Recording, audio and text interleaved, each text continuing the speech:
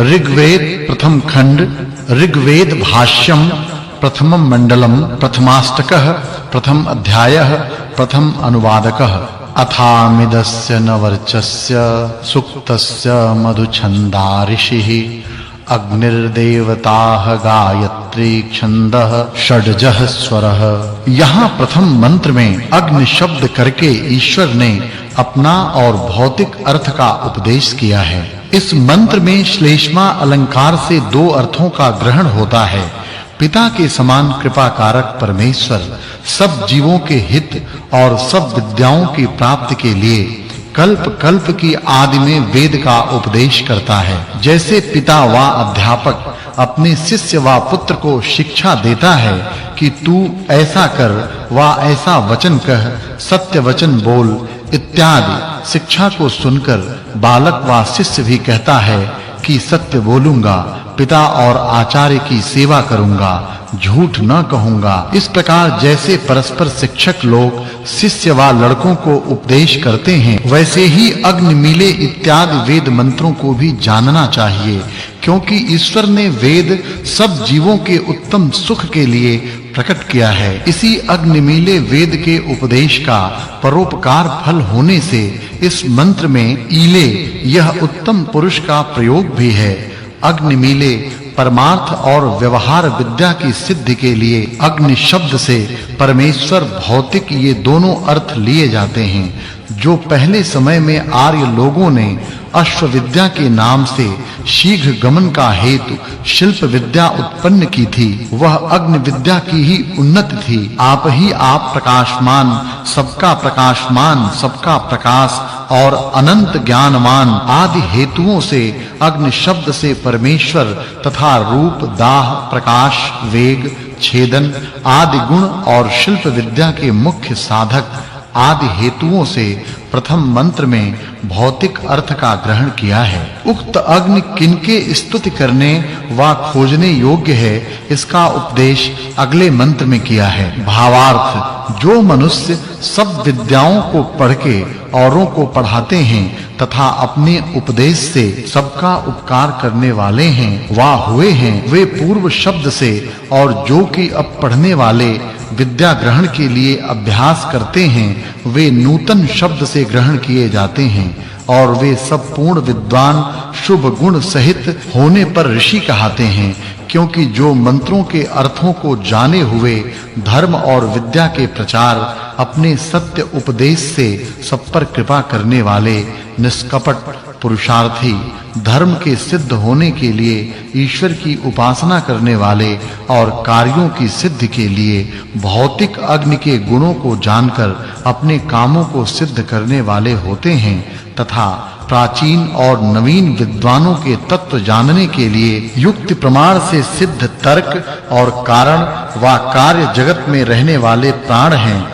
इन सबके ईश्वर और भौतिक अग्नि का अपने-अपने गुणों के साथ खोज करना योग्य है। और जो सर्वज्ञ परमेश्वर ने पूर्व और वर्तमान अर्थात त्रिकालस्थ ऋषियों को अपने सर्वज्ञपन से जान के इस मंत्र में परमार्थ और व्यवहार ये दो विद्याएं दिखलाई हैं, इससे इसमें भूत व भविष्य काल की बातों को कहने में कोई भी दोष नहीं आ सकता। क्योंकि वेद सर्वज्ञ परमेश्वर का वचन है। वह परमेश्वर उत्तम गुणों को तथा भौतिक अग्नि व्यवहार कार्यों में संयुक्त किया हुआ उत्तम भोग के पदार्थों का देने वाला होता है। पुराने की अपेक्षा एक पदार्थ से दूसरा नवीन और नवीन की अपेक्षा पहला पुराना होता है। देखो, यही अर्थ इस मंत्र का निरुक्तकार ने भी किया है कि प्राकृत जन अर्थात अज्ञानी लोगों ने जो प्रसिद्ध परमेश्वर और सब विद्याओं का हेतु जिसका नाम विद्युत है, वही भौतिक अग्नि यहाँ अग्नि शब्द से लिया है। अब परमेश्वर की उपासना और भौतिक अग्नि के उपकार से क्या-क्या फल प्राप्त होता है, सो अगले मंत्र में उपदेश किया है। भावार्थ, इस मंत्र में श्लेष्मा अलंकार से दो अर्थों का ग्रहण है। ईश्वर की आज्ञा में रहने तथा शिल्प विद्या संबंधी कार्यों की सिद्धि के लिए भौतिक अग्नि को सिद्ध करने वाले मनुष्यों को अक्षय अर्थात जिसका कभी नाश नहीं होता सो धन प्राप्त होता है तथा मनुष्य जिस धन से कीर्ति की वृद्धि और जिस धन को पाके वीर पुरुषों से युक्त होकर नाना सुखों से युक्त होते हैं सबको उचित है कि उस धन को अवश्य प्राप्त करें। उक्त भौतिक अग्नि परमेश्वर किस प्रकार के हैं यह भेद अगले मंत्र में जनाया है। भावार्थ इस मंत्र में श्लेषालंकार है जिस कारण व्यापक परमेश्वर अपनी सत्ता से उक्त यज्ञ की निरंतर रक्षा करता है इसी से वह अच्छे-अच्छे गुणों के देने का हेतु होता है। इसी प्रकार ईश्वर ने दिव्य गुण युक्त अग्नि भी रचा है कि जो उत्तम शिल्प विद्या का उत्पन्न करने वाला है उन गुणों को केवल धार्मिक उद्योगी और विद्वान मनुष्य ही प्राप्त होने के योग्य होता है। फिर कभी परमेश्वर और भौतिक अग्नि किस प्रकार के हैं सो अगले मंत्र में उपदेश किया है। भावार्थ इस मंत्र में श्लेषालंकार है सबका आधार सर्वज्ञ सबका रचने वाला विनाश रहित अनंत शक्तिमान और सबका प्रकाशक आदि गुण हेतुओं के पाए जाने से अग्नि शब्द के द्वारा परमेश्वर और आकर्षणादि गुणों से मूर्तिमान पदार्थों का धारणे करने हारादि गुणों से होने से भौतिक अग्नि भी ग्रहण होता है। सिवाय इसके मनुष्यों को यह भी जानना उचित है कि विद्वान के समागम और सांसारिक पदार्थों को उनके गुण सहित विचारने से परम दयालु परमेश्वर अनंत सुखदाता और भौतिक अग्नि शिल्प विद्या का सिद्ध करने वाला होता है। यह पहला वर्ग समाप्त हुआ। अब अग्नि शब्द से ईश्वर का उपदेश अगले मंत्र में किया है। भावार्थ जो न्याय दया कल्याण और सबका मित्र भाव करने वाला परमेश्वर है उसी की उपासना करके जीव इस लोक और मोक्ष के सुख को प्राप्त होता है क्योंकि इस प्रकार का सुख देने का स्वभाव और सामर्थ्य केवल परमेश्वर का है दूसरे का नहीं।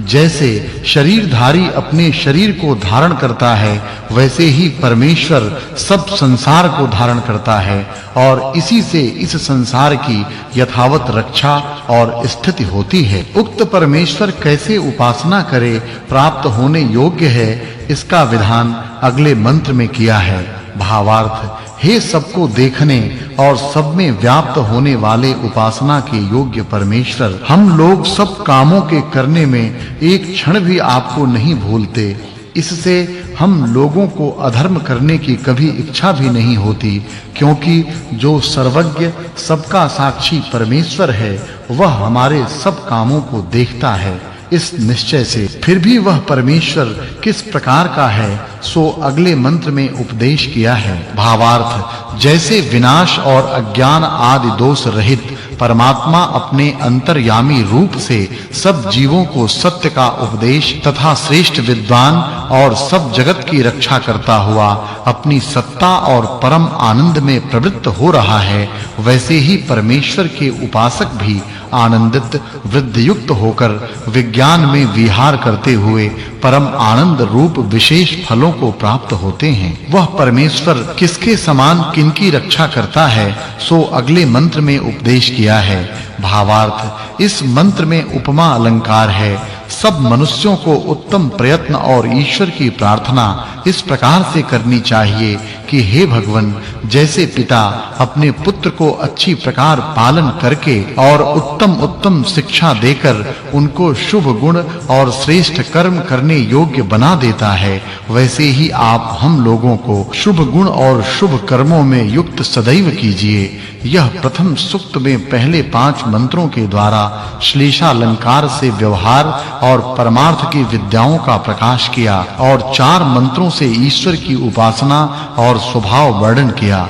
यह पहला सूक्त और दूसरा वर्ग समाप्त हुआ। अब द्वितीय सूक्त का प्रारंभ है। उसके प्रथम मंत्र में उन पदार्थों का वर्णन किया है कि जिन्होंने सब पदार्थ शोभित कर रखे हैं। भावार्थ, इस मंत्र में श्लेषालंकार है। जैसे परमेश्वर के सामर्थ्य से रचे हुए पदार्थ नित्य ही सुशोभित होते हैं, वैसे ही जो ईश्वर का रचा हुआ भौतिक वायु है, उसकी धारणा से भी सब पदार्थों की रक्षा और शोभा तथा जैसे जीव की प्रेम भक्ति से की हुई स्तुति को सर्वगत ईश्वर प्रतिक्षण सुनता है, वैसे ही भौतिक वायु के निमित्त से भी जीव शब्दों के उच्चारण और श्रवण करने को समर्थ होता है।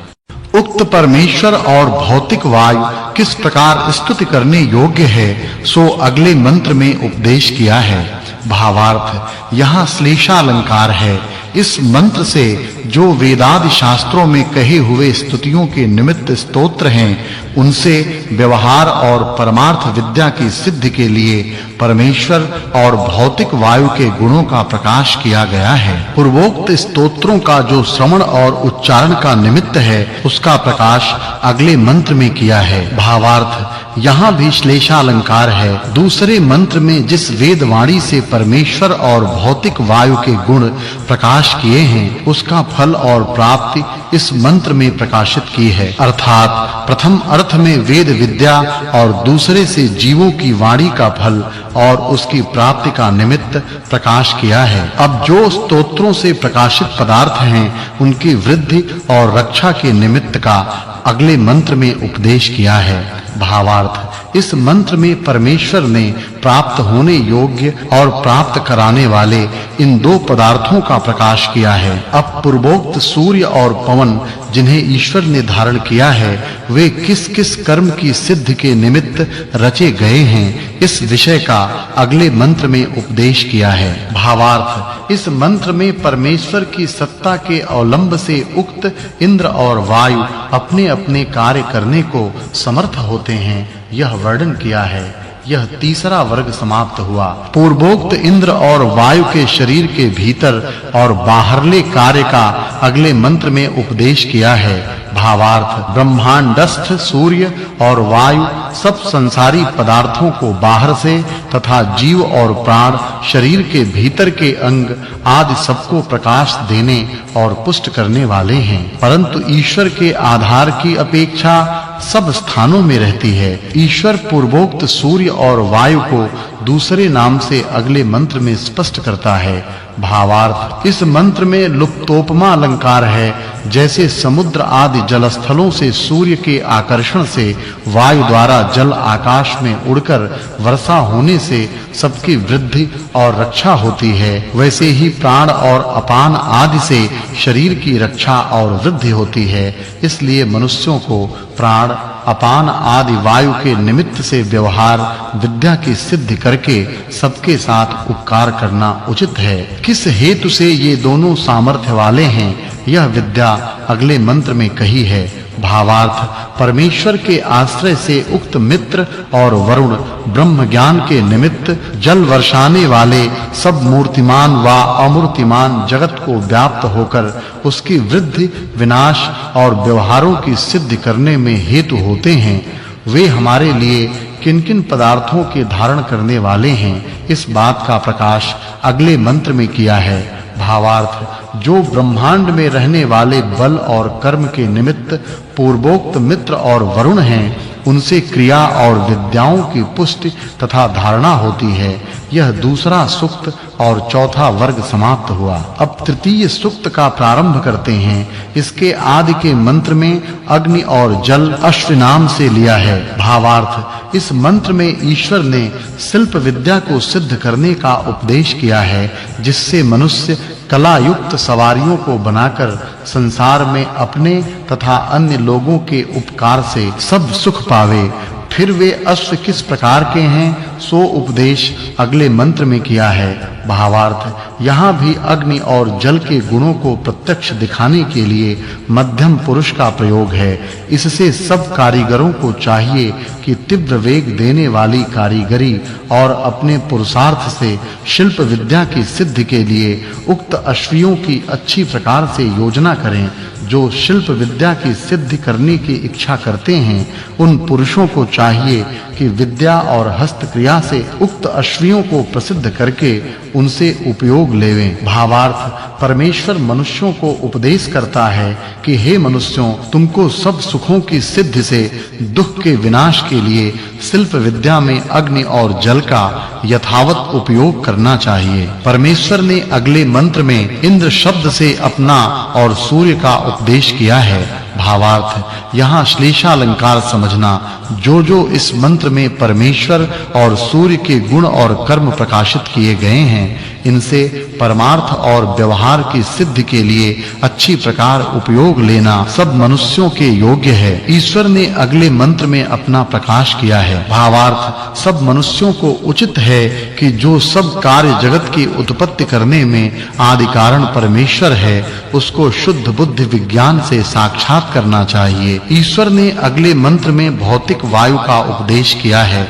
भावार्थ जो शरीरस्थ प्राण है वह सब क्रिया का निमित्त होकर खाना, पीना, पकाना, ग्रहण करना और त्यागना आदि क्रियाओं से कर्म का करना तथा शरीर में रुधिर आदि धातुओं के विभागों को जगह-जगह में पहुंचाने वाला है, क्योंकि वही शरीर आदि की पुष्टि और नाश का हेतु है। यह पांचवा सर्ग समाप्त हुआ। ईश्वर ने अगले मंत्रों में विद्वानों के लक्षण और आचरणों का प्रकाश किया है। भावार्थ ईश्वर विद्वानों को आज्ञा देता है कि तुम लोग एक जगह पाठशाला में अथवा इधर-उधर देश-देशांतरों में भ्रमते हुए अज्ञानी पुरुषों को विद्या रूपी ज्ञान देके विद्वान किया करो, जिससे सब मनुष्य विद्या, धर्म और श्रेष्ठ शिक्षा युक्त होके अच्छे-अच्छे कर्मों से युक्त होकर सदा सुखी रहें। भावार्थ इस मंत्र में उपमा अलंकार है। ईश्वर ने जो आज्ञा दी है, इसको सब विद्वान निश्चय करके जान लेवें कि विद्या आदि शुभ गुणों के प्रकाश करने में किसी को कभी थोड़ा भी विलंब व आलस्य करना योग्य नहीं है। जैसे दिन की निकासी में सूर्य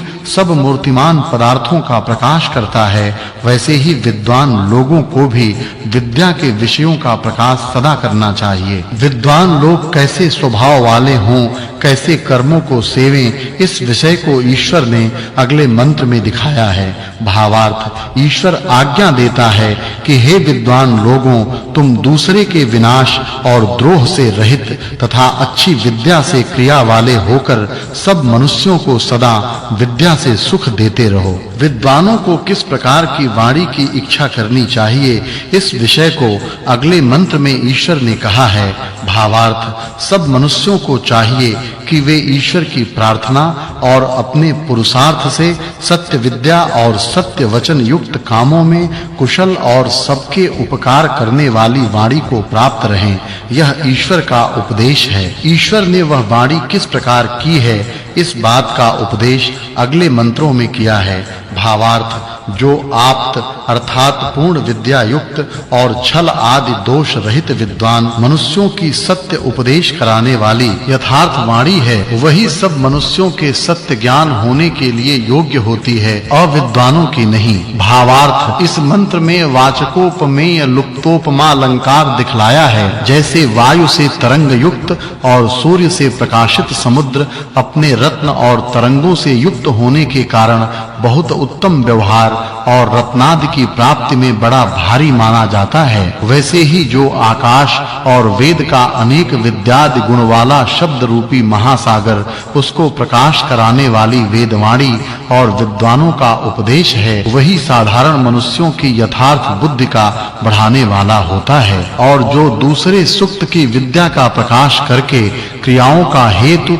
अश्व शब्द का अर्थ और उसके सिद्ध करने वाले विद्वान का लक्षण तथा विद्वान होने का हेतु सरस्वती शब्द से सब विद्या प्राप्ति का निमित्त वाणी के प्रकाश करने से जान लेना चाहिए कि दूसरे सूक्त के अर्थ के साथ तीसरे सूक्त के अर्थ की संगति है। यह प्रथम अनुवाद, तीसरा सूक्त और छठा सर्ग समाप्त हुआ। अब चौथे सूक्त का आरंभ करते हैं। ईश्वर ने इस सूक्त के पहले मंत्र में उक्त विद्या के पूर्ण करने वाले साधन का प्रकाश किया है। भावार्थ इस मंत्र में उपमा अलंकार है। जैसे मनुष्य गाय के दूध को प्राप्त होके अपने प्रयोजन को सिद्ध करते हैं, वैसे ही विद्वान धार्मिक पुरुष भी परमेश्वर की उपासना से श्रेष्ठ विद्या आदि गुणों को प्राप्त होकर अपने-अपने कार्यों को पूर्ण करते हैं।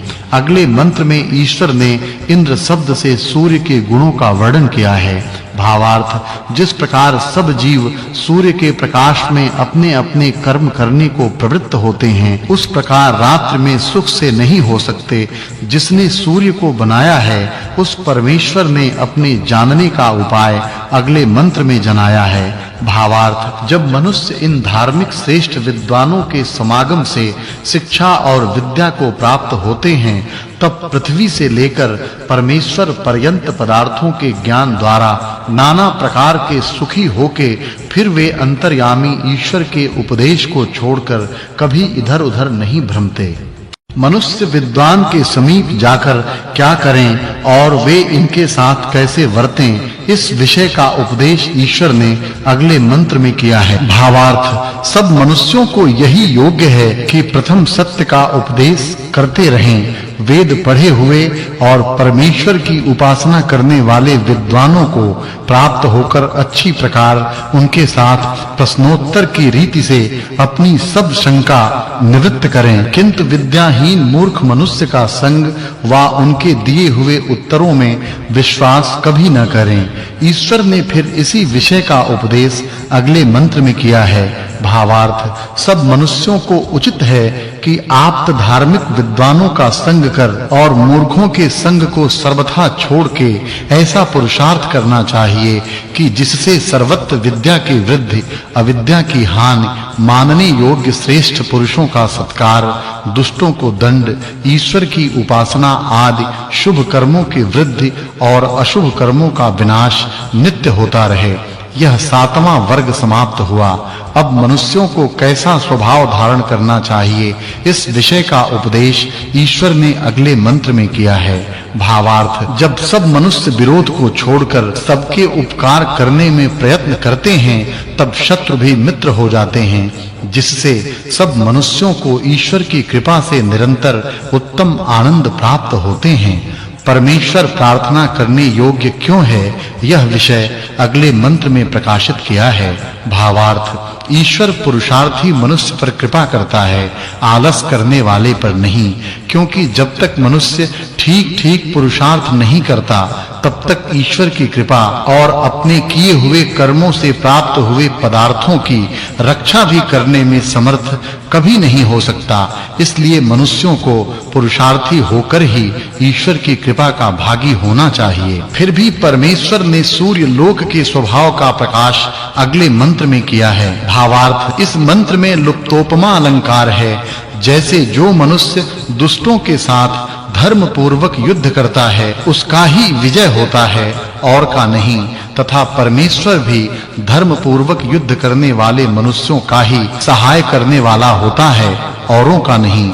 फिर इंद्र शब्द से अगले मंत्र में ईश्वर का प्रकाश किया है। भावार्थ जो मनुष्य दुष्टों को युद्ध से निर्बल करता तथा जितेंद्रिय व विद्वान होकर जगदीश्वर की आज्ञा का पालन करता है, वही उत्तम धन व युद्ध में विजय को अर्थात सब शत्रुओं को जीतने वाला होता है। फिर भी वह परमेश्वर कैसा है और क्यों स्तुति करने योग्य है, इस विषय का प्रकाश अगले मंत्र में किया है। भावार्थ किसी मनुष्य को केवल परमेश्वर की स्तुति मात्र ही करने से संतोष न करना चाहिए, किंतु उसकी आज्ञा में रहकर और ऐसा समझकर कि परमेश्वर मुझको सर्वत्र देखता है, इसलिए अधर्म से निवृत्त होकर और परमेश्वर के सहाय की इच्छा करके मनुष्य को सदा उद्योग ही में वर्तमान रहना चाहिए। उस तीसरे सूक्त की कही हुई विद्या से धर्मात्मा पुरुषों को परमेश्वर का ज्ञान सिद्ध करना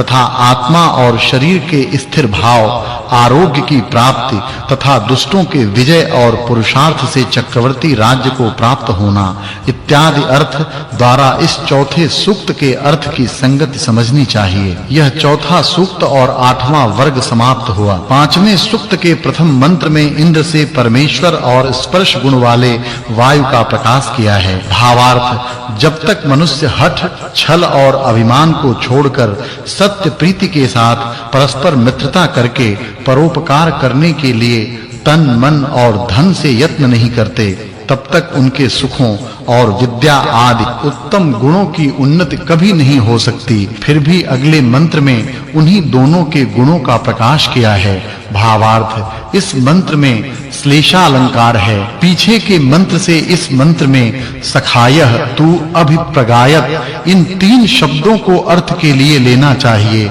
इस मंत्र में यथा योग्य व्यवस्था करके उनके किए हुए कर्मों का फल देने से ईश्वर तथा इन कर्म फल भोग कराने के कारण व विद्या और सब क्रियाओं के साधक होने से भौतिक अर्थात संसारी वायु का ग्रहण किया है। वे तुम, हम और सब प्राणियों के लिए क्या करते हैं सो अगले मंत्र में प्रकाश किया है। भावार्थ, इसमें भी श्लेषालंकार है।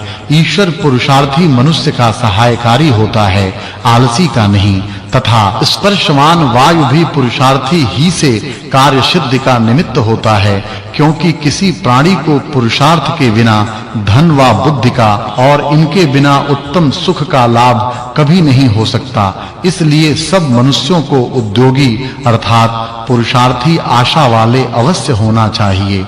ईश्वर ने अपने आप सूर्य लोक का गुण सहित चौथे मंत्र में प्रकाश किया है। भावार्थ, इसमें भी श्लेषालंकार है। जब तक मनुष्य लोग परमेश्वर को अपना इष्ट देव समझने वाले और बलवान अर्थात पुरुषार्थी नहीं होते, तब तक उनको दुष्ट शत्रुओं की निर्बलता करने का सामर्थ्य भी नहीं होता। ये संसारी पदार्थ किस लिए उत्पन्न किए गए और कैसे, ये किससे पवित्र किए जाते हैं, इस विषय का प्रकाश अगले मंत्र में किया है। भावार्थ, इस मंत्र में श्लेषालंकार है। जब ईश्वर ने सब जीवों पर कृपा करके कर्मों के अनुसार यथा योग्य फल देने के लिए सब कार्य रूप जगत को रचा और पवित्र किया तथा पवित्र करने वाले सूर्य और पवन को रचा है, उसी हेतु से सब जड़ पदार्थ व जीव पवित्र होते हैं। परंतु जो मनुष्य पवित्र गुण कर्मों के ग्रहण से पुरुषार्थी होकर संसारी पदार्थों से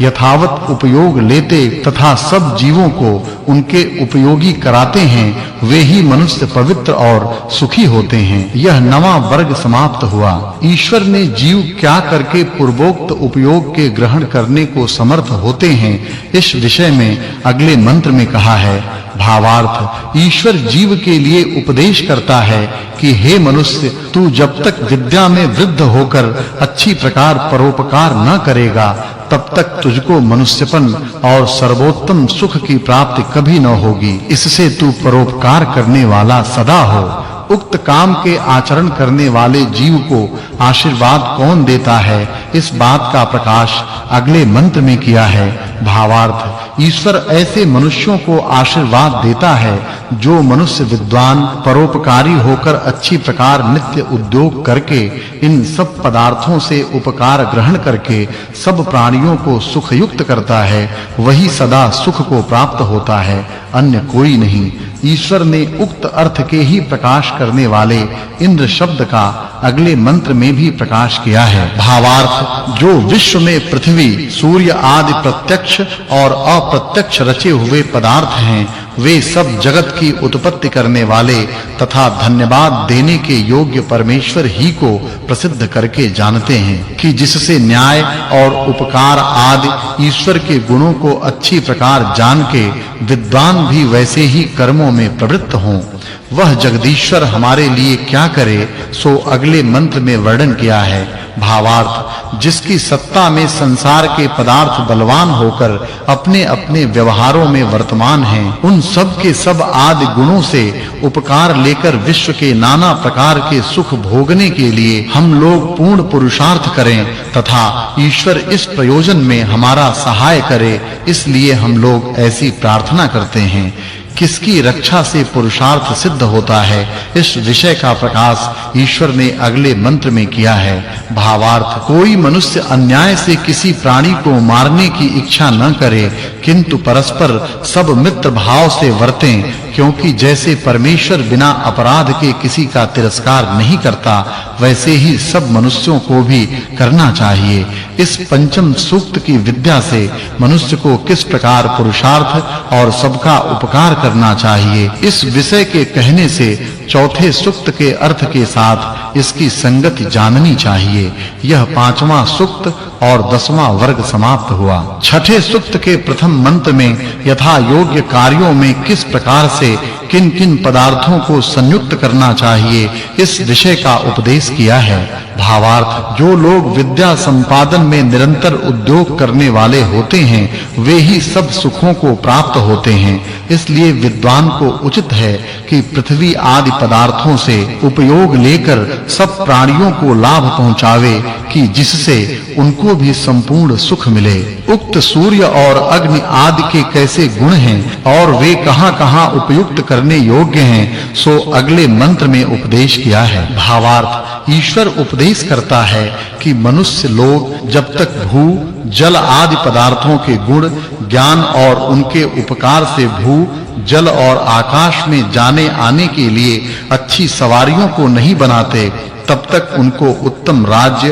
और धन आदि उत्तम सुख नहीं मिलता। जिसने संसार के सब पदार्थ उत्पन्न किए, वह कैसा है, यह बात अगले मंत्र में प्रकाशित की है। भावार्थ, मनुष्यों के प्रति रात्र के चौथे प्रहर में आलस्य छोड़कर फूर्ति से उठकर अज्ञान और दरिद्रता के विनाश के लिए प्रयत्न वाले होकर तथा परमेश्वर के ज्ञान और संसारी पदार्थों से उपकार लेने के लिए उत्तम उपाय सदा करना चाहिए। अगले मंत्र में वायु के कर्मों का उपदेश किया है। भावार्थ, जो जल सूर्य व अग्नि के संयोग से छोटा-छोटा हो जाता है, उसको धारण कर और मेघ के आकार का बना के वायु ही उसे फिर वर्षाता है, उसी से सबका पालन और सबको सुख होता है। उन पवनों के साथ सूर्य क्या करता है, सो अगले मंत्र में उपदेश किया है। भावार्थ, इस मंत्र में उपमा अलंकार है। जैसे बलवान पवन अपने वेग से भारी-भारी वृक्षों को तोड़-फोड़ डालते और उनको ऊपर नीचे गिराते हैं, वैसे ही सूर्य भी अपनी किरणों से उनका छेदन करता है। इससे वे ऊपर नीचे गिरते रहते हैं। इसी प्रकार ईश्वर के नियम से सब पदार्थ उत्पत्ति और विनाश को भी प्राप्त होते रहते हैं। यह 11वां वर्ग समाप्त हुआ। फिर वे पवन कैसे हैं, सो अगले मंत्र में प्रकाश किया है। भावार्थ, इस मंत्र में उपमा अलंकार है। मनुष्यों को वायु के उत्तम गुणों का ज्ञान, सबका उपकार और विद्या की वृद्धि के लिए प्रयत्न करना चाहिए, जिससे सब व्यवहार सिद्ध हों। उक्त पदार्थ किसके सहाय से कार्य के सिद्ध करने वाले होते हैं, सो अगले मंत्र में प्रकाश किया है। भावार्थ, ईश्वर ने जो अपनी व्याप्ति और सत्ता से सूर्य और वायु आदि पदार्थ उत्पन्न करके धारण किए हैं, इन सब पदार्थों के बीच में सूर्य और वायु ये दोनों मुख्य हैं, क्योंकि इन्हीं के धारण, आकर्षण और प्रकाश के योग से सब पदार्थ सुशोभित होते हैं। मनुष्य को चाहिए कि इनको विद्या और उपकार लेने के लिए युक्त करें। पूर्वोक्त व्यवहार किस प्रकार से नित्य वर्तमान है, इस विषय का उपदेश अगले मंत्र में किया है। भावार्थ, जो शुद्ध अत्युत्तम होम के योग्य पदार्थों के अग्नि में किए हुए होम से सिद्ध किया हुआ यज्ञ है, वह वायु और सूर्य की किरणों की शुद्धि के द्वारा रोग नाश करने हेतु से सब जीवों को सुख देकर बलवान करता है। अगले मंत्र में गमन स्वभाव वाले पवन का प्रकाश किया है। भावार्थ, यह बलवान वायु अपने गमन आगमन गुण से पदार्थों के गमन आगमन, धारण तथा शब्दों के उच्चारण और श्रवण का हेतु है। अगले मंत्र में सूर्य के कर्म का उपदेश किया है। भावार्थ, सूर्य की किरणें पृथ्वी में स्थित हुए जलादि पदार्थों को भिन्न-भिन्न करके बहुत छोटे-छोटे कर देती हैं। इसी से वे पदार्थ पवन के साथ ऊपर को चढ़ जाते हैं, क्योंकि वह सूर्य सब लोकों से बड़ा है। सूर्य और पवन से जैसे पुरुषार्थ की सिद्धि करनी चाहिए तथा वे लोक जगत में किस प्रकार से वर्तते रहते हैं और कैसे उनसे उपकार की सिद्धि होती है, इन प्रयोजनों से 5 सूक्त के अर्थ के साथ छठे सूक्तार्थ की संगति जाननी चाहिए। यह छठा सूक्त और 12वां वर्ग समाप्त हुआ। अब 7वें सूक्त का आरंभ है। इसमें प्रथम मंत्र के द्वारा इंद्र शब्द से 3 अर्थों का प्रकाश किया है। भावार्थ, ईश्वर उपदेश करता है कि मनुष्यों को वेद मंत्रों के विचार से परमेश्वर, सूर्य और वायु आदि पदार्थों के गुणों को अच्छी प्रकार जानकर सबके सुख के लिए उनसे प्रयत्न के साथ उपकार लेना चाहिए। पूर्व मंत्र में इंद्र से कहे हुए 3 अर्थों में से वायु और सूर्य का प्रकाश अगले मंत्र में किया है। भावार्थ, इस मंत्र में लुप्तोपमा अलंकार है। जैसे वायु के संयोग से वचन, श्रवण आदि व्यवहार तथा सब पदार्थों के गमन आगमन, धारण और स्पर्श होते हैं, वैसे ही सूर्य के योग से पदार्थों के प्रकाश और छेदन भी होते हैं। इसके अनंतर किसने किस लिए सूर्य लोक बनाया है सो अगले मंत्र में प्रकाश किया है। भावार्थ, रचने की इच्छा करने वाले ईश्वर ने सब लोकों में दर्शन, धारण और आकर्षण आदि प्रयोजनों के लिए प्रकाश रूप सूर्य लोक को सब लोकों के बीच में स्थापित किया है। इसी प्रकार यह हर एक ब्रह्मांड का नियम है कि वह क्षण-क्षण में जल को ऊपर खींचकर पवन के द्वारा ऊपर स्थापन करके बार-बार संसार में वर्षाता है। इसी से यह वर्षा का कारण है। इंद्र शब्द के व्यवहार को दिखलाकर अब प्रार्थना रूप से अगले मंत्र में परमेश्वरार्थ का प्रकाश किया है। भावार्थ, परमेश्वर का यह स्वभाव है कि युद्ध करने वाले धर्मात्मा पुरुषों पर अपनी कृपा करता है और आलसियों पर नहीं। इसी से जो मनुष्य जितेंद्रिय, विद्वान, पक्षपात को छोड़ने वाले शरीर और आत्मा के बल से अत्यंत पुरुषार्थी तथा आलस्य को छोड़े हुए धर्म से बड़े-बड़े युद्धों को जीत के प्रजा का निरंतर पालन करते हैं, वे ही महाभाग्य को प्राप्त होके सुखी रहते हैं। फिर भी उक्त अर्थ और सूर्य तथा वायु के गुणों का प्रकाश अगले मंत्र में किया है। भावार्थ, इस मंत्र में श्लेषालंकार है। जो बड़े-बड़े भारी और छोटे-छोटे संग्रामों में ईश्वर को सर्वव्यापक और रक्षा करने वाला मान के धर्म और उत्साह के साथ दुष्टों से युद्ध करें तो मनुष्यों का अचल विजय होता है। तथा जैसे ईश्वर भी सूर्य और पवन के निमित्त से वर्षा आदि के द्वारा संसार का अत्यंत सुख सिद्ध किया करता है, वैसे मनुष्य लोगों को भी पदार्थों का निमित्त करके कार्य सिद्ध करनी चाहिए। यह 13वां वर्ग समाप्त हुआ। मनुष्यों को परमेश्वर की प्रार्थना किस प्रयोजन के लिए करनी चाहिए, वह सूर्य किसका निमित्त है, इस विषय को अगले मंत्र में कहा है। भावार्थ, जो मनुष्य अपनी दृढ़ता से सत्य विद्या का अनुष्ठान और नियम से ईश्वर की आज्ञा का पालन करता है, उसके आत्मा में से अविद्या रूपी अंधकार का नाश अंतर्यामी परमेश्वर कर देता है, जिससे वह पुरुष धर्म और पुरुषार्थ को कभी नहीं छोड़ता। फिर भी अगले मंत्र में इंद्र शब्द से परमेश्वर का प्रकाश किया है। भावार्थ, ईश्वर ने इस संसार में प्राणियों के सुख के लिए इन पदार्थों में अपनी शक्ति से जितने दृष्टांत वा उनमें जिस प्रकार की रचना और अलग-अलग उनके गुण उनसे उपकार लेने के लिए रखे हैं, उन सब के जानने को मैं अल्प बुद्धि पुरुष होने से समर्थ कभी नहीं हो सकता और न कोई मनुष्य ईश्वर के गुणों की समाप्ति जानने को समर्थ है, क्योंकि जगदीश्वर अनंत गुण और अनंत सामर्थ्य वाला है। परंतु मनुष्य उन पदार्थों से जितना उपकार लेने में समर्थ हो उतना सब प्रकार से लेना चाहिए। परमेश्वर मनुष्य को कैसे प्राप्त होता है सो अर्थ अगले मंत्र में प्रकाशित किया है। भावार्थ, इस मंत्र में उपमा और श्लेषालंकार है। मनुष्य ही परमेश्वर को प्राप्त हो सकते हैं, क्योंकि वे ज्ञान की वृद्धि करने के स्वभाव वाले होते हैं और धर्मात्मा ज्ञान वाले मनुष्यों का परमेश्वर को प्राप्त होने का स्वभाव है तथा जो ईश्वर ने रचकर कक्षा में स्थापन किया हुआ सूर्य है वह अपने सामने अर्थात समीप के लोकों को चुंबक पत्थर और लोहे के समान खींचने को समर्थ रहता है। सब प्रकार से सबका सहायकारी परमेश्वर ही है। इस विषय का अगले मंत्र में प्रकाश किया है। भावार्थ जो सबका स्वामी अंतर्यामी व्यापक और सब ऐश्वर्य देने वाला जिसमें कोई दूसरा और जिसकी किसी दूसरे की सहाय की इच्छा नहीं है वही सब मनुष्यों को इष्ट बुद्धि से सेवा करने योग्य है। जो मनुष्य उस परमेश्वर को छोड़ के दूसरे को इष्ट देव मानता है वह भाग्यहीन बड़े-बड़े घोर दुखों को सदा प्राप्त होता है। उक्त परमेश्वर सर्वोपरि विराजमान है। इस विषय का प्रकाश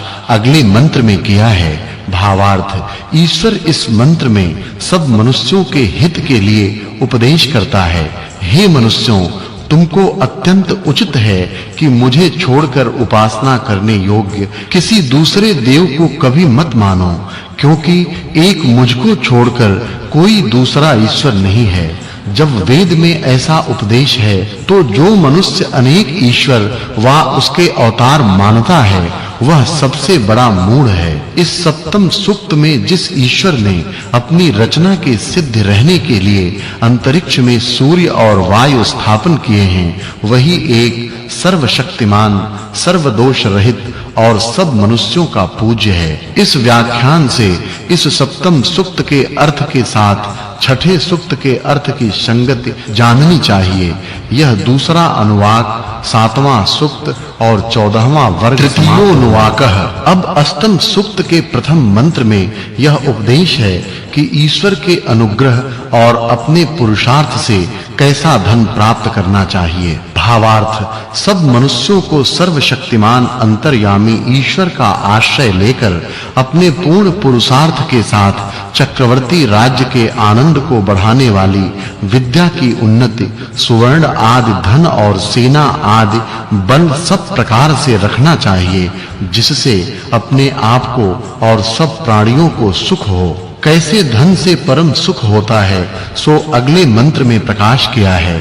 भावार्थ ईश्वर के सेवक मनुष्यों को उचित है कि अपने शरीर और बुद्धि बल को बहुत बढ़ावें, जिससे श्रेष्ठों का पालन और दुष्टों का अपमान सदा होता रहे और जिससे शत्रुजन उनके मुष्टि प्रहार को न सह सकें, इधर-उधर छिपते भागते फिरें। मनुष्य किसको धारण करने से शत्रुओं को जीत सकते हैं सो अगले मंत्र में प्रकाश किया है। भावार्थ मनुष्य को उचित है कि धर्म और ईश्वर के आश्रय से शरीर की पुष्टि और विद्या के द्वारा आत्मा का बल तथा युद्ध की पूर्ण सामग्री, परस्पर अविरोध और उत्साह आदि श्रेष्ठ गुणों को ग्रहण करके दुष्ट शत्रुओं के पराजय करने से अपने और सब प्राणियों के लिए सुख सदा बढ़ाते रहें।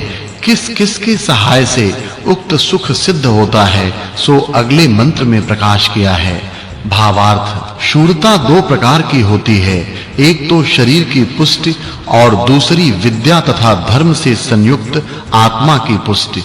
इन दोनों से परमेश्वर की रचना के क्रमों को जानकर न्याय, धीरज, उत्तम स्वभाव और उद्योग आदि से उत्तम गुणों से युक्त होकर सभा प्रबंध के साथ राज्य का पालन और दुष्ट शत्रुओं का निरोध अर्थात उनको सदा कायर करना चाहिए। उक्त कार्य सहाय करनहारा जगदीश्वर किस प्रकार का है सो अगले मंत्र में प्रकाश किया है। भावार्थ इस मंत्र में उपमा अलंकार है। धार्मिक युद्ध करने वाले मनुष्यों को उचित है कि जो शूरवीर युद्ध में अति धीर मनुष्यों के साथ होकर दुष्ट शत्रुओं पर अपना विजय हुआ है उसका धन्यवाद अनंत शक्तिमान जगदीश्वर को देना चाहिए कि जिससे निराभिमान होकर मनुष्यों के राज्य की सदैव बढ़ती होती रहे। यह 15वां वर्ग समाप्त हुआ।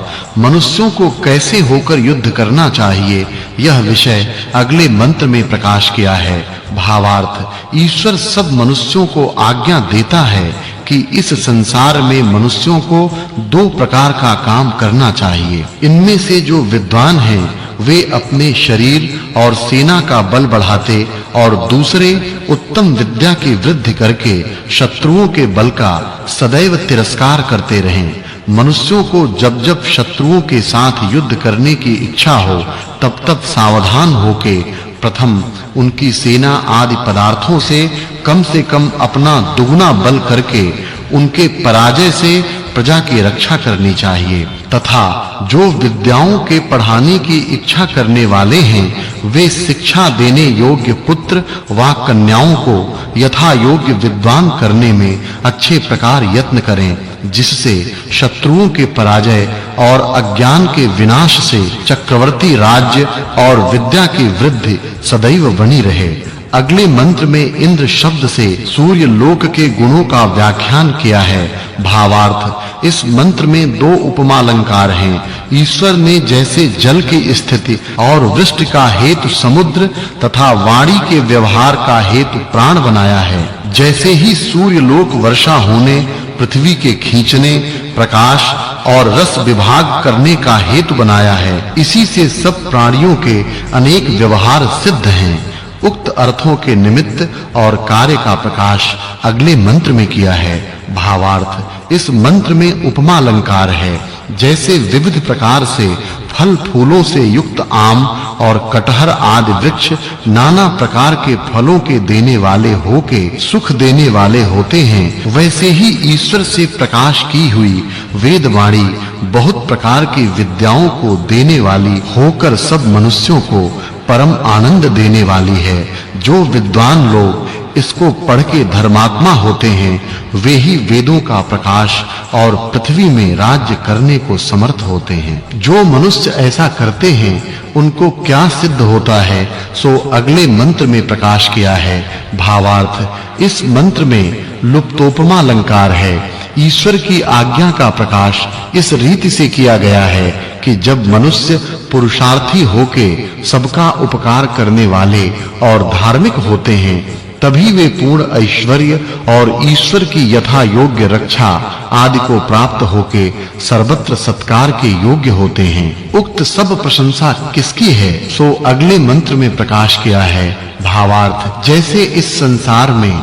अच्छे-अच्छे पदार्थों की रचना विशेष देखकर उस रचने वाले की प्रशंसा होती है, वैसे ही संसार के प्रसिद्ध अत्युत्तम पदार्थों तथा विशेष रचना को देखकर ईश्वर ही को धन्यवाद दिए जाते हैं। इस कारण से परमेश्वर की स्तुति के समान व उससे अधिक किसी की स्तुति नहीं हो सकती। इस प्रकार जो मनुष्य ईश्वर की उपासना और वेदोक्त कर्मों के करने वाले हैं वे ईश्वर के आश्रित होके वेद विद्या से आत्मा के सुख और उत्तम क्रियाओं से शरीर के सुख को प्राप्त होते हैं। वे परमेश्वर की ही प्रशंसा करते रहें। इस अभिप्राय से इस 8वें सूक्त के अर्थ की पूर्वोक्त 7वें सूक्त के अर्थ के साथ संगति जाननी चाहिए। यह 8वां सूक्त और 16वां वर्ग समाप्त हुआ। अब 9वें सूक्त के आरंभ के मंत्र शब्द से परमेश्वर और सूर्य का प्रकाश किया है। भावार्थ, इस मंत्र में श्लेष और लुप्तोपमा अलंकार है। जैसे ईश्वर इस संसार के परमाणु में व्याप्त होकर सबकी रक्षा निरंतर करता है, वैसे ही सूर्य भी सब लोकों से बड़ा होने से अपने सम्मुख हुए पदार्थों को आकर्षण व प्रकाश करके अच्छे प्रकार स्थापन करता है। शिल्प विद्या के उत्तम साधन जल और अग्नि का वर्णन अगले मंत्र में किया है। भावार्थ, विद्वानों को उचित है कि इस संसार में पृथ्वी से लेके ईश्वर पर्यंत पदार्थों के विशेष ज्ञान, उत्तम शिल्प विद्या से सब मनुष्यों को उत्तम क्रिया सिखाकर सब सुखों का प्रकाश करना चाहिए। अगले मंत्र में इंद्र शब्द से परमेश्वर का प्रकाश किया है। भावार्थ, जिसने संसार के प्रकाश करने वाले सूर्य को उत्पन्न किया है उसकी स्तुति करने में जो श्रेष्ठ पुरुष एकाग्रचित्त है अथवा सबको देखने वाले परमेश्वर को जानकर सब प्रकार से धार्मिक और पुरुषार्थी होकर सब ऐश्वर्य को उत्पन्न और उसकी रक्षा करने में मिलकर रहते हैं, वे ही सब सुखों को प्राप्त होने के योग्य व औरों को भी उत्तम सुखों को देने वाले हो सकते हैं। भावार्थ, जिस ईश्वर ने प्रकाश किए हुए वेदों से जाने अपने स्वभाव, गुण और कर्म प्रकट किए हैं, वैसे ही वे सब लोगों को जानने योग्य हैं, क्योंकि ईश्वर के सत्य स्वभाव के साथ अनंत गुण और कर्म हैं। उनको हम अल्पज्ञ लोग अपने सामर्थ्य से जानने को समर्थ नहीं हो सकते, तथा जैसे हम लोग अपने स्वभाव, गुण और कर्मों को जानते हैं, वैसे औरों को उनका यथावत जानना कठिन है। इसी प्रकार सब विद्वान मनुष्यों को वेद वाणी के बिना ईश्वर आदि पदार्थों को यथावत जानना कठिन होता है। इसलिए प्रयत्न से वेदों को जान के उनके द्वारा सब पदार्थों से उपकार लेना तथा उसी ईश्वर को अपना इष्ट देव और पालन करनहारा मानना चाहिए। ईश्वर की उपासना से क्या लाभ होता है, सो अगले मंत्र में प्रकाश किया है। भावार्थ, मनुष्यों को ईश्वर के अनुग्रह और अपने पुरुषार्थ से आत्मा और शरीर के सुख के लिए विद्या और ऐश्वर्य की प्राप्ति व उनकी रक्षा और उन्नति तथा सत्य मार्ग व उत्तम दानादि धर्म अच्छी प्रकार से सदैव सेवन करना चाहिए, जिससे दारिद्र्य और आलस्य से उत्पन्न होने वाले दुखों का नाश होकर अच्छे भोग करने योग्य पदार्थों की वृद्धि होती रहे। यह 17वां वर्ग समाप्त हुआ। अंतर्यामी ईश्वर हम लोगों को कैसे-कैसे कामों में प्रेरणा करे, इस विषय का अगले मंत्र में प्रकाश किया है। भावार्थ, सब मनुष्यों को उचित है कि इस सृष्टि में परमेश्वर की आज्ञा के अनुकूल वर्तमान तथा पुरुषार्थी और यशस्वी होकर विद्या तथा राज्य लक्ष्मी की प्राप्ति के लिए सदैव उपाय करे। इसी से उक्त गुण वाले पुरुषों को ही लक्ष्मी से सब प्रकार का सुख मिलता है, क्योंकि ईश्वर ने पुरुषार्थी सज्जनों के लिए ही सब सुख रचे हैं। फिर भी उक्त धन कैसा है, इस विषय का अगले मंत्र में प्रकाश किया है। भावार्थ, मनुष्यों को चाहिए कि ब्रह्मचर्य का धारण, विषयों की लंपटता का त्याग, भोजन आदि व्यवहारों के श्रेष्ठ नियमों से विद्या और चक्रवर्ती राज्य की लक्ष्मी को सिद्ध करके संपूर्ण आयु भोगने के लिए पूर्वोक्त धन के जोड़ने की इच्छा अपने पुरुषार्थ द्वारा करे, कि जिससे इस संसार का व परमार्थ का दृढ़ और विशाल अर्थात अति श्रेष्ठ सुख सदैव बना रहे।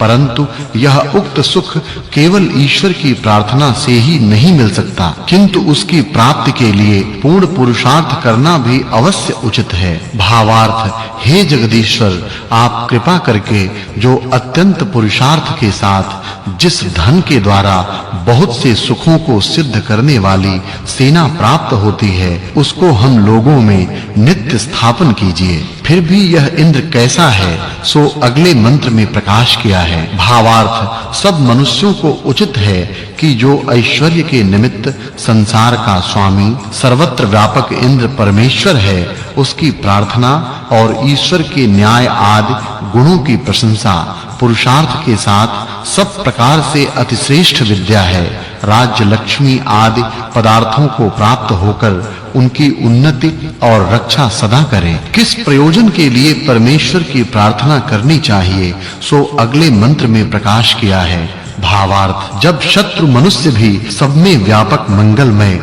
उपमा रहित परमेश्वर के प्रति नम्र होता है, तो जो ईश्वर की आज्ञा और उसकी उपासना में वर्तमान मनुष्य हैं, वे ईश्वर के लिए नम्र क्यों न हों?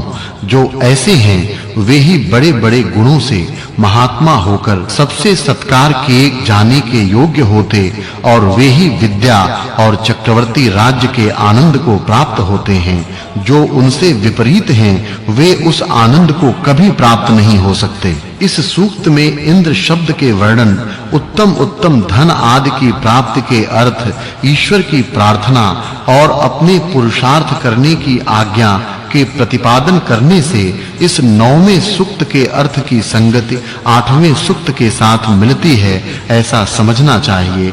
यह 9वां सूक्त और 8वां वर्ग पूरा हुआ। अब 10वें सूक्त का आरंभ किया जाता है। इस सूक्त में प्रथम मंत्र में इस बात का प्रकाश किया है कि कौन-कौन पुरुष किस-किस प्रकार से इंद्र संज्ञक परमेश्वर का पूजन करते हैं। भावार्थ, इस मंत्र में उपमा अलंकार है। जैसे सब मनुष्यों को ईश्वर की ही पूजा करनी चाहिए, अर्थात उसकी आज्ञा के अनुकूल वेद विद्या को पढ़कर अच्छे-अच्छे गुणों के साथ अपने और अन्यों के वंश को भी पुरुषार्थी करते हैं, वैसे ही अपने आप को भी होना चाहिए। और जो परमेश्वर के सिवाय दूसरे का पूजन करने वाला पुरुष है, वह कभी उत्तम फल को प्राप्त होने योग्य नहीं हो सकता, क्योंकि न तो ईश्वर की ऐसी आज्ञा ही है और न ईश्वर के समान कोई दूसरा पदार्थ है कि जिसका उसके स्थान में पूजन किया जावे। इससे सब मनुष्यों को उचित है कि परमेश्वर का ही गान और पूजन करें। फिर भी ईश्वर को कैसे जाने, सो अगले मंत्र में प्रकाश किए हैं। भावार्थ, इस मंत्र में भी इव शब्द की अनुवृत्ति से उपमा अलंकार समझना चाहिए। जैसे सूर्य अपने सम्मुख के पदार्थों को वायु के साथ बारंबार क्रम से अच्छी प्रकार आक्रमण, आकर्षण और प्रकाश करके सब पृथ्वी लोक को घुमाता है, वैसे ही जो मनुष्य विद्या से करने योग्य अनेक कर्मों को सिद्ध करने के लिए प्रवृत्त होता है, वही अनेक क्रियाओं से सब कार्यों के करने को समर्थ हो सकता तथा ईश्वर की सृष्टि में अनेक सुखों को प्राप्त होता, और उसी मनुष्य को ईश्वर भी अपनी कृपा दृष्टि से देखता है, आलसी को नहीं। अगले मंत्र में इंद्र शब्द से ईश्वर और सूर्य लोक का प्रकाश किया है। भावार्थ, इस मंत्र में लुप्तोपमा अलंकार है। सब मनुष्यों को सब विद्या पढ़ने के पीछे उत्तम क्रियाओं की कुशलता में प्रवृत्त होना चाहिए। जैसे सूर्य का उत्तम प्रकाश संसार में वर्तमान है, वैसे ही ईश्वर के गुण और विद्या के प्रकाश का सब में उपयोग करना चाहिए। मनुष्यों को परमेश्वर से क्या-क्या मांगना चाहिए, सो अगले मंत्र में प्रकाश किया है। भावार्थ, इस मंत्र में लुप्तोपमा अलंकार है। जो पुरुष वेद विद्या व सत्य के संयोग से परमेश्वर की स्तुति, प्रार्थना और उपासना करते हैं, उनके हृदय में ईश्वर अंतर्यामी रूप से वेद मंत्रों के अर्थों को यथावत प्रकाश करके निरंतर उनके लिए सुख का प्रकाश करता है। इससे उन पुरुषों में विद्या और पुरुषार्थ कभी नष्ट नहीं होते। फिर भी ईश्वर किस प्रकार का है, इस विषय का अगले मंत्र में प्रकाश किया है। भावार्थ, इस मंत्र में उपमा अलंकार है। इस संसार में जो शोभा युक्त रचना, प्रशंसा और धन्यवाद हैं, वे सब परमेश्वर ही की अनंत शक्ति का प्रकाश करते हैं, क्योंकि जैसे सिद्ध किए हुए पदार्थों में प्रशंसा युक्त रचना के अनेक गुण उन पदार्थों के रचने वाले की ही प्रशंसा के हेतु हैं, वैसे ही परमेश्वर की प्रशंसा जानने व प्रार्थना के लिए हैं। इस कारण जो पदार्थ हम ईश्वर से प्रार्थना के साथ चाहते हैं, सो हमारे अत्यंत पुरुषार्थ के द्वारा ही प्राप्त होने योग्य हैं, केवल प्रार्थना मात्र से नहीं। किस-किस पदार्थ की प्राप्ति के लिए ईश्वर की प्रार्थना करनी चाहिए, सो अगले मंत्र में प्रकाश किया है। भावार्थ, सब मनुष्यों को उचित है कि सब सुख और शुभ गुणों की प्राप्ति के लिए परमेश्वर ही की प्रार्थना करें, क्योंकि वह अद्वितीय, सर्वमित्र, परम ऐश्वर्य वाला, अनंत शक्तिमान ही उक्त पदार्थों को देने में समर्थ है। यह 19वां वर्ग समाप्त हुआ। अगले मंत्र में इंद्र शब्द से ईश्वर और सूर्य लोक का प्रकाश किया है। भावार्थ, इस मंत्र में श्लेष और लुप्तोपमा अलंकार है। हे परमेश्वर, जैसे आपने सूर्यादि जगत को उत्पन्न करके अपना यश और संसार का सब सुख प्रसिद्ध किया है, वैसे ही आपकी कृपा से हम लोग भी अपने मन आदि इंद्रियों को शुद्ध के साथ विद्या और धर्म के प्रकाश से युक्त तथा सुख पूर्वक सिद्ध और अपनी कीर्ति, विद्या, धन और चक्रवर्ती राज्य का प्रकाश करके सब मनुष्यों को निरंतर आनंदित और कीर्तिमान करे। फिर अगले मंत्र में ईश्वर का प्रकाश किया है। भावार्थ, जब कोई पूछे कि ईश्वर कितना बड़ा है तो उसका उत्तर यह है कि जिसको सब आकाश आदि बड़े-बड़े पदार्थ भी घेरे में नहीं ला सकते, क्योंकि वह अनंत है। इससे सब मनुष्यों को उचित है कि उसी परमात्मा का सेवन उत्तम कर्म करने और श्रेष्ठ पदार्थों की प्राप्ति के लिए उसी की प्रार्थना करते रहें। जब जिसके गुण और कर्म की गणना कोई नहीं कर सकता, तो कोई उसके अंत पाने को समर्थ कैसे हो सकता है? भावार्थ, इस मंत्र में उपमा अलंकार है। मनुष्य को उचित है कि जो सर्वज्ञ जीवों के किए हुए वाणी के व्यवहारों का यथावत श्रवण करने वाला, सर्वाधार, अंतर्यामी, जीव और अंतःकरण की यथावत शुद्धि का हेतु तथा सबका मित्र ईश्वर है, वही एक जानने व प्रार्थना करने योग्य है। फिर भी मनुष्य परमेश्वर को कैसा जाने, इस विषय का अगले मंत्र में प्रकाश किया है। भावार्थ, मनुष्यों को सब कर्मों की सिद्धि देने और युद्ध में शत्रुओं के विजय के हेतु परमेश्वर ही देने वाला है, जिसने इस संसार में सब प्राणियों के सुख के लिए असंख्यात पदार्थ उत्पन्न व रक्षित किए हैं। उस परमेश्वर व उसकी आज्ञा का आश्रय करके सर्वथा उपाय के साथ अपना व सब मनुष्यों का सब प्रकार से सुख सिद्ध करना चाहिए। फिर परमेश्वर कैसा और मनुष्यों के लिए क्या करता है, इस विषय का अगले मंत्र में प्रकाश किया है। भावार्थ, जो मनुष्य अपने प्रेम से विद्या का उपदेश करने वाला होकर अर्थात जीवों के लिए सब विद्याओं का प्रकाश सर्वदा शुद्ध परमेश्वर की स्तुति